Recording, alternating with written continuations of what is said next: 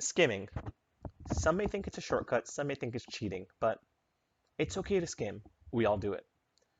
In my opinion, it's more important to keep up marginally than it is to skip material entirely.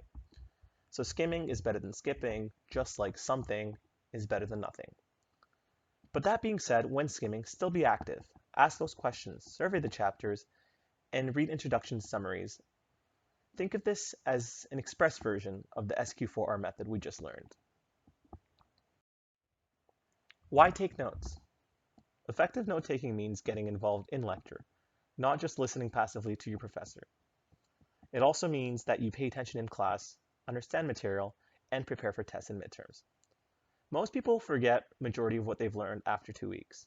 It's important, therefore, to take good notes that you can use later and that they still make sense. Some professors use PowerPoint, but many still rely solely on lecture notes and minimal visual cues. Some professors will allow you to record your lecture, but some don't want you to. You will always need permission. Think of this as lecture consent. Now, even though you can record some lectures based on permission, it has its benefits and its drawbacks. You may be able to catch things that you miss, but it's unlikely that you are going to listen to the entire lecture once again. So relying too much on your recordings can mean that you aren't paying as much attention in class. Professors expect you to actively engage with the course material, not just learn terms, names, dates, etc. through memorization. So make sure that you are active in your listening and your note-taking. In my spare time, I like to watch SportsCenter Top 10 videos on YouTube. Bloopers, highlights, goals, saves, touchdowns, home runs, you name it. So I thought, why not take the same approach for tips to note-taking during lectures? Here are my top 10 for you. Number 1 is be prepared. Look over your notes from previous lectures. This helps you understand what you learned last time and how it may relate to the lecture today. Attend class. I'm a firm believer that you pay for university, so show up, make the most of it. You've paid for it. Complete assigned readings before a lecture, or even skim it. This way, the material in lecture will make a lot more sense and you'll be more engaged. Make sure you have supplies. Pens, pencils, papers, a charged laptop or tablet will go a long way in class. Number 2, your environment. The image on the left is Convocation Hall, where all of us will graduate from in a few years. Some of you in first year will have class in Convocation Hall. It's a big space. When you go to class, not just in Convocation Hall, but other classes as well, think about your environment. Is it a big lecture hall, an auditorium, a seminar class? Do you need to take water, a charger, look for outlets, or a hoodie to stay warm? And what kind of learner are you? Think about what you can do or add to make yourself succeed. If you're a visual learner, sit at the front of the class. This will also mean you show up early to class to get those seats, which is a great tip. If you're an auditory learner, sit wherever you can hear the best. And don't fall into the trap of sitting at the back because it's cool. Remember, you pay for school and you want to do as well as you can. Learning styles will vary. You can learn visually, auditorily, in a kinesthetic manner, globally, sequentially, socially, or solitarily.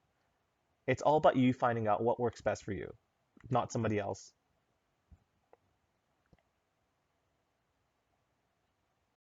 Number 3, make a friend.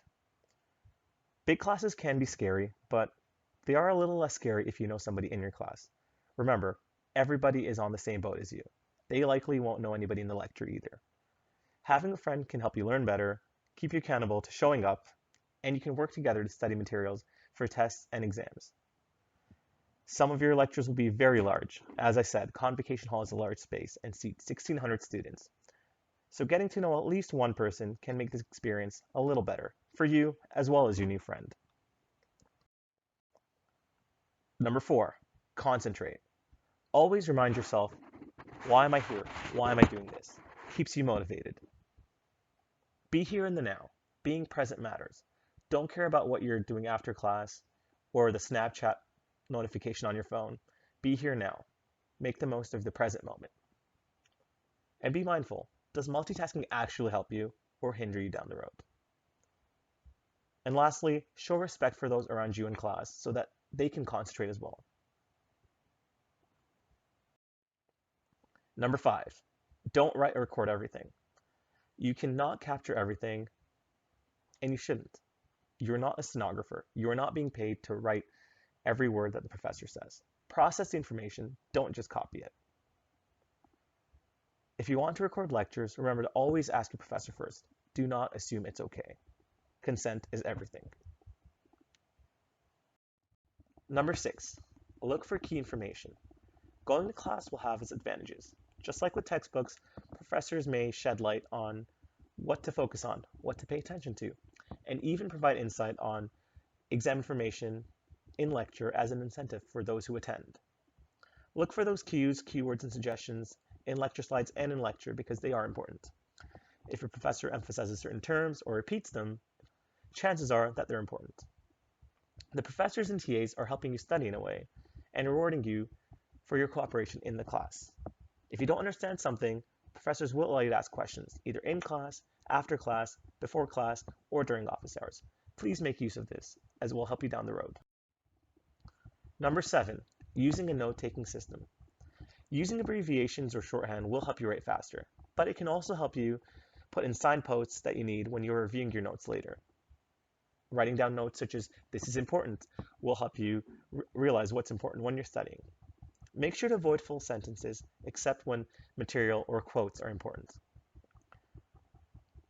There are some common note-taking abbreviations shorthand, but make sure that you use a legend. What does a circle mean? What does a star mean? Make sure you have your own system based on your own learning style. Number 8 is an example of notes. The example on the left is linear. It's where you write down concepts, write down key terms, and what they mean, and the significance. And it also lets you highlight, underline, and make point form notes for important terms and concepts. For math and science, on the other hand, is the notes on the right. Using color coding and diagrams are definitely helpful and sometimes necessary depending on what course you're in. My tip is that if the professor provides slides before the lecture, print those out and write on them. That way you're adding to the information and not copying everything on the slides. Number 9, reviewing notes. It's not enough just to take notes and throw them aside. That's only half the battle. One method that I really like is the Cornell method of reviewing notes. In this method, you divide the page into 3 areas: a note-taking area, a cue column, and a summary column. The note-taking area is where you record the lecture fully and as meaningfully as possible. The cue column then is, as you're taking notes, use the section and keep it empty. After the lecture, reduce these notes to concise points so that you can recite, reflect, and review the content for test and exam prep. Use this space to ask short questions about the material and highlight definitions. In the summary section, write your summaries and recite the information by covering the top half of the paper in a sentence or two. You are essentially training yourself to recite and recall the information while also processing it and highlighting the main ideas and fitting it within a particular theme. This may seem like extra work, but connecting your lecture notes to the overall themes of the course or the unit that you are studying is a way to be actively engaged with your learning. You may be wondering, why should I review my notes if I already took them? Don't I learn while I write? Although that is true, the importance of reviewing notes can be seen in this diagram. You actually make studying more efficient if you review your notes more frequently. On the first day, for example, in lecture, whatever you learn will stay in your brain 100%. In a couple of days, if you study for 10 minutes, you'll still retain that information. Say a week goes by and you review these notes for 5 minutes, you will still retain that information. And on the 30th day, if you review it for 2 to 4 minutes, you guessed it, you'll still retain this information. Whereas if you look at the black curve, if you fail to review these notes after the first day, slowly and over time, you will lose all the information and you will have to study from scratch. So by doing a little every day, you actually help your memory improve. And number 10, consolidation. Turning your notes into long-term memory. Again, not just reading, writing, and tossing them when you're done with it.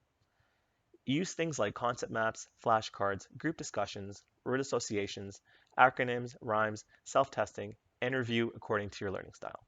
Put in the consistent effort and retain the knowledge. And remember, if you do this, I'm sure you'll ace those tests, midterms, and finals. This is not part of the top 10, but one thing that I want to emphasize to you as an incoming student is using the resources around you. As is with sports, university is very much a team effort.